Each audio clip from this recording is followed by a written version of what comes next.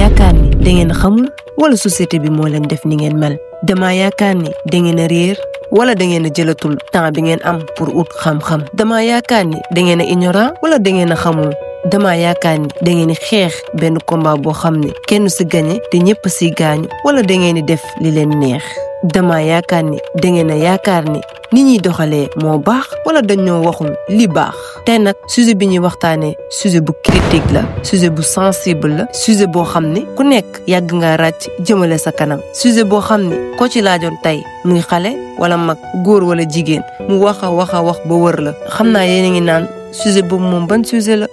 mais bu leen jaaxle fa laa jëm sujet bi mooy góor ak jigéen xam naa da ngeen poser la question góor ak jigéen sujet ça veut dire quoi mais déglu vidéo bi boo dégloo di nga comprendre bu baax lan laa bëgg a wax lu tax sujet bi nekk sujet góor ak jigéen parce que dama yaakaar ni da ngeen a fàtte lan mooy le fait nga nekk góor ak lan mooy le fait nga nekk jigéen entre góor ak jigéen on se critique on s'insulte on se rejette te au fond ñun ñëpp ñoo bokk li ñu bëgg on veut être aimé être comprise être respecté et que yaakaar naa ne ñaari nit buñ bokkee lu ñu bëgg mënuñu def dara lu dul comprendrante parce que loolu ëmb na lépp alors tey dama bëgg ñu waxtaan taxaw xoolaat suñu bopp ci seetu mais attention tey amul far ci côté góor ñi amul far ci côté jigéen ñi waxuñu fi aussi ku nekk sa religion lum ci wax wala li ñu société bi gëmloo depuis ba ñu nekkee xale ba léegi mais dañuy waxtaan scientifiquement psychologiquement socialement culturellement émotionnellement et relationnellement premièrement dinaa leen wax lan mooy góor ak lan mooy jigéen scientifiquement mais duma dugg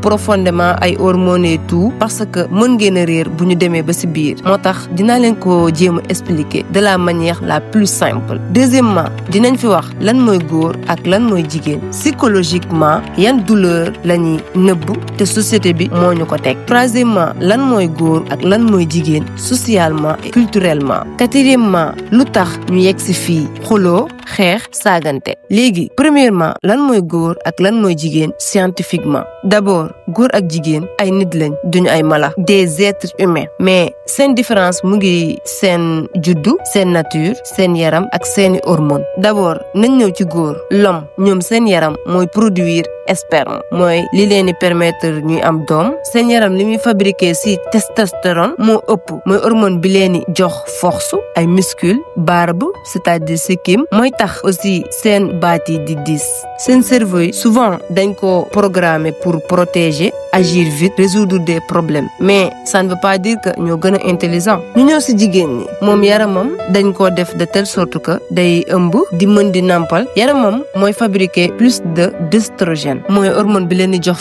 forme jigéen mooy tax ñu am douceur di gis ay règles etc. seen cerveau yi souvent dañ ko programmer pour comprendre les émotions écouter prendre soin mais ça ne veut pas dire que dañoo faible li ngeen war a jàpp fii mooy seen forme seen yaram ak yenn hormones yi ñuy produire mooy différence bi mais la vraie richesse mooy ñu complétante pas kii nekk ci kaw kii nekk ci suuf mais ñu former benn équipe bu équilibré léegi dañuy ñëw deuxièmement d'abord lan mooy góor ak lan mooy jigéen psychologiquement ak yan douleur la ñuy nëbb te société bi moo leen ko teg góor dañ ko yar et mentalement société bi dafa def ci boppam ay rôle yoo xam ne moo ko war a jouer et jigéen depuis xale lañ lay gëmloo di la wax nan nga war a mel ak nan nga war a comporter woo comme par exemple bu dee góor dafa war a dëgër te warul jooy warul di wane ay émotion am jigéen dangaa war a sëyi dangaa war a toppatoo ñeneen ñi avant ngay toppatoo sa bopp dangaa war a fidèle et patiente góor dangaa war a tekki am xaalis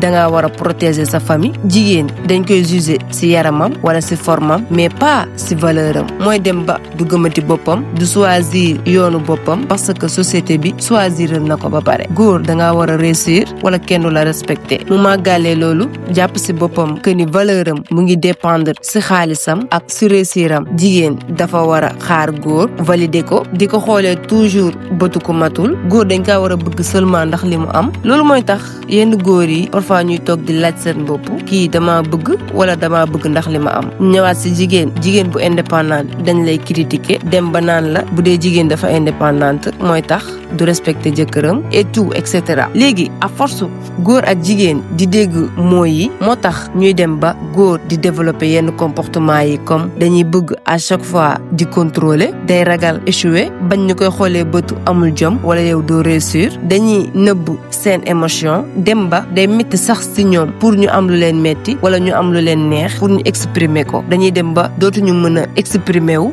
bu dee jigéen ñi mooy tax muy soxla ñu bëgg ko di ko protéger ragal ñu abandonner ko peur de l'infidélité ragal ñu wor leen di sacrifier wu pour ñeneen ñi di manquer confiance ci seen bopp bu ñu leen critiquer et cetera et cetera. J'espère que comprendre ngeen maintenant lan mooy góor ak lan mooy jigéen psychologiquement ak douleur yi leen société bi teg. D'abord dañuy expliquer lii ba pare après ñu dugg au fond du sujet. léegi troisièmement lan mooy góor ak lan mooy jigéen socialement et culturellement mooy li ñuy société bi di wax góor moo war a liggéey indi xaalis ci kër gi jigéen moo war a togg di toog di nettoyer di toppatoo xale yi góor moo war a protéger famem dafa war a dëgër warul jooy jigéen dafa war a sëy fidèle am ay doom góor daa war a jël ay décision parce que mooy chefu kër gi jigéen dafa war a obéir jëkkëram dafa war a dal dafa war a noppi même bu dee daa am lu ko metti dafa war a def de telle sorte que ñëpp dañ ko war a bëgg ñeneen ñi dañ ko war a apprécier léegi résultat loolu mooy indi société bi dafa teg góor pression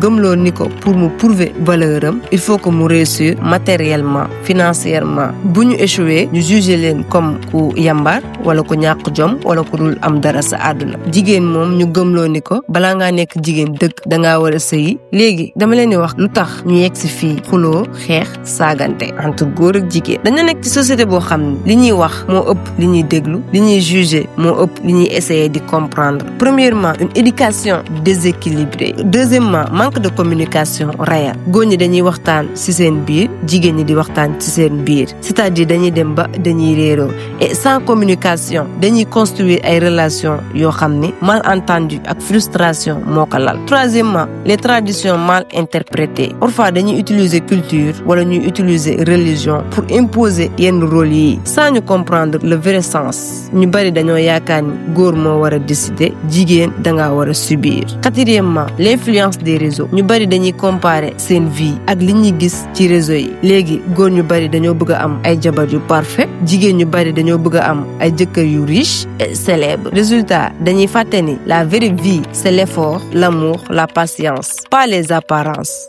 cinquièmement blessure non guérie góor ñu bari dañu leen trahir rejeter leen alors dañuy généraliser jigéen ñëpp ñoo yam jigéen ñu bari dañu leen utiliser tromper leen alors dañuy généraliser góor ñëpp a yam résultat ku nekk da ngay réagir par rapport ak li ñu la def ak say blessure et non par sagesse en résumé je m'explique clairement dañoo hérité benn système boo xam ne dañuy xaajale au lieu ñu yar ñu góor ñi dañoo màgg ci ay idées yu baaxul sur la virilité mooy lan mooy wane ni yow góor nga. waaw mën naa nekk naa góor am naa góor genre yooyu. du virilité quoi. ok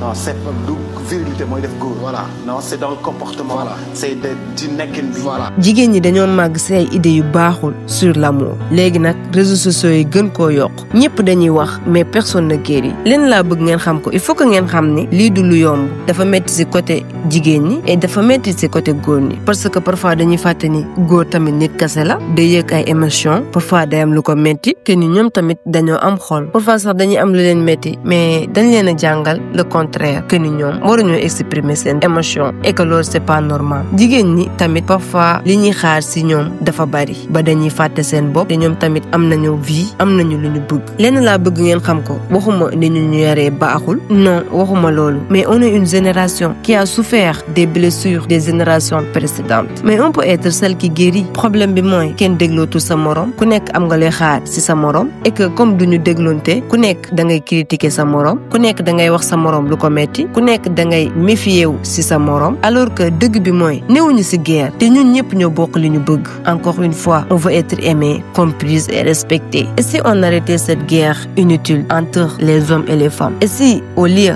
ñu nekk fi naan jigéen ñi nii la ñu mel ñoom ñëpp ñoo yam wala góor ñi nii la ñu mel ñoom ñëpp ñoo yam ñu jàng di comprendre ante ku nekk say crainte ak say peur di waxtaan di déglonté parce que vrai combat bi du kan moo raison ak kan moo tort mais c'est de bâtir une génération qui s'aime mieux qui se respecte plus et qui guérit ce que les autres ont détruit man lenn laa mënul accepter pourquoi ñu naan non lii fi lañ ko fekk donc mënuñu ci dara man je parle même pas de nos aînés je parle de la jeunesse parce que ñun ñooy futur bi et que ñun si on le décide on peut changer beaucoup de choses je peux pas accepter ñu ni non lii fi lañ ko fekk donc mënuñu ci dara pourquoi ça pourquoi on peut pas innover certaines choses la façon dont on nous a éduqués li ñu gëmloo et tout je suis pas contre les femmes je suis pas contre les hommes je suis contre l'ignorance la méchanceté le manque de respect je suis avec une génération qui s'apprend à s'aimer mieux donc si tu es avec moi abonne-toi alors c'était Mayan ak Xol bouge ton esprit soigne ton cœur à la prochaine bye